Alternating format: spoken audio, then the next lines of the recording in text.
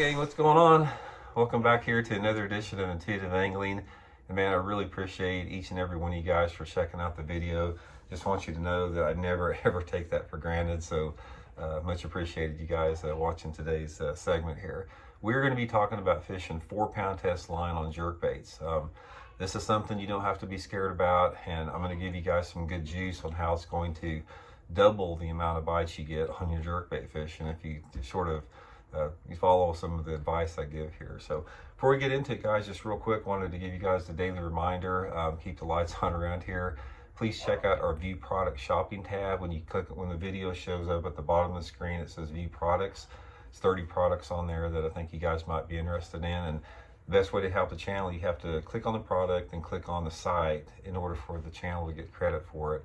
That's a really good way to support what's going on here. And also all the products we're talking about here today, available at Baitworks here in Springfield, Missouri. I'll put the link in the description there too. That's a good way to help out. Much appreciated.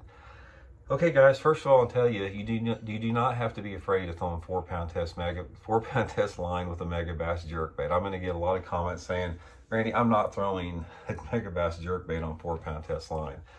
Guys, you're not going to lose hardly any jerkbaits. This is the technique I'm talking about. Is not designed to be fishing on heavy cover. It's an open water deal. So you're not going to lose hardly any fish if you do it right. Most of the time in the winter time, I use 6-pound tests most of the time. And the rest of the time I use 4-pound tests and 8-pound tests, depending upon the situation. The situation I'm talking about, the 4-pound test, and I use the Seagar and Bizex here, 4-pound test, is when I'm fishing the finesse type jerkbaits, like this Megabass 110 Junior, which these are the baits I fish most of the time in the winter time, the finesse type jerk baits, like the junior size here. The whole key why you want to use 4-pound test line is to maximize the depth range and the action of the bait. Now, a lot of people won't even go to 6. You know, like I said, 6 is my mainstay in the winter. Most people are fishing a jerk bait with 10-pound test line and a bait caster, which is not what you want to do, guys. It's not. I can promise you, you guys come down and fish with me at Table Rock Lake, and you bring your bait caster with 10-pound test line. I'll bring my spinning rod with 4-pound test line and my little Megabass jerk baits, and in about an hour you'll be asking for 4-pound test line. I can assure you with that.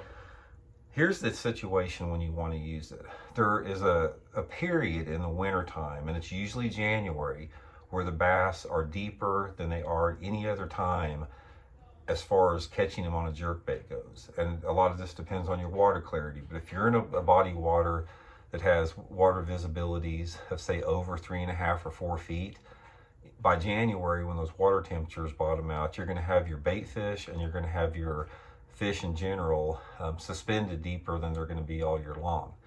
Now, the reason that you want to use 4-pound test line, even over 6, and most of you guys think 8's too light, but even over 6-pound test line, if you put a jerkbait on 4-pound test line and then you try to throw the same jerkbait on 8 or 10-pound test line, I can assure you that I can cast at least 25% further with 4-pound test line than you can with 6 or 8.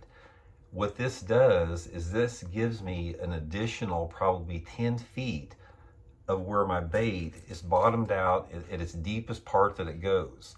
You know, say for example, if I'm using 10-pound test line, my bait is bottomed out and it may stay bottomed out for maybe 10 feet. If I go to 4-pound test line, my bait stays in that key strike zone for twice as long because of the smaller diameter of the line and the length of the cast. The length of the cast you make and the diameter of the line is directly related to how deep your jerkbait's going to go. And the problem, here's the deal you have. Most people in the wintertime, they fish like a Megabass 110 plus 1 or 110 plus 2 simply because they want the deep lip to get it down. But you can't do that with the finesse models. You have to use the light line on there. So the times that I go to 4-pound test line over even the 6-pound test are the days where I have bright sun and not much wind.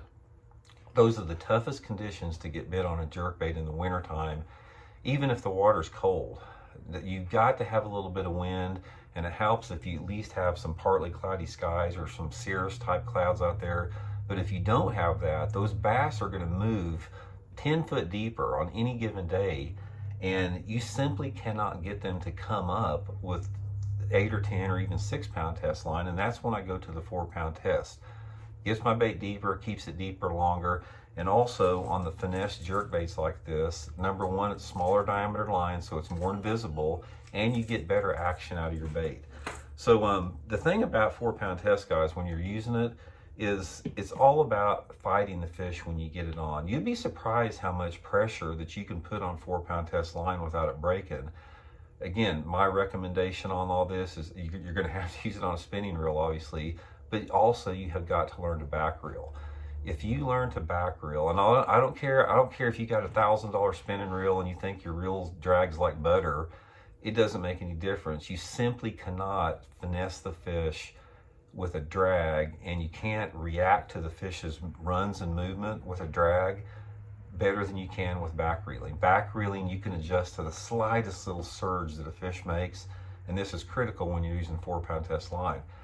But if you hook a big one on there, I've landed 5-6 pound bass on 4 pound test line many times. If you just hook them, take your time playing them out, back reel, don't get in a big hurry, just let them wear themselves out. You're going to get all those fish in. The only time that you're ever going to get broke off is if one gets you wrapped up around a brush pile or something, and you could break off 12 pound test line if that happens. So anyway, guys, this is another little arsenal. Get you a spool of 4 pound test Seaguar and Vizex, get you some finesse jerk baits, put them on your spinning rod, and get out there and just see. I can promise you guys, if you're in a lake, I don't care if it's like Lake Lanier in Georgia, if you're on Lake Cumberland in Kentucky, or if you're in the Ozarks, if you're fishing Lake Oroville in California, you got cold water, you got clear water, you're going to get your maximum amount of bites on 4 pound test and small jerk baits. So just trust me on this, guys, and you can thank me later for it. So anyway, thanks for tuning in, guys. Much appreciated. Please hit that subscribe button. Over half of you dudes are not subscribed to the channel that are watching the video and are getting all this juice, man. This is juice that took me 50 years to learn, so hit that subscribe button if you don't mind. Much appreciated. We'll see you guys later.